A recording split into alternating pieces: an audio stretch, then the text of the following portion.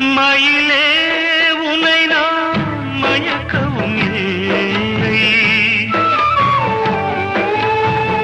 மனதால் என்றும் வெறுக்கவும் இல்லை.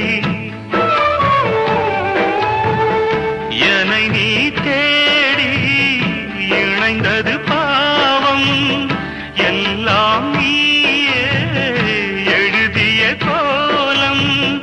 இந்த நிலை காணும்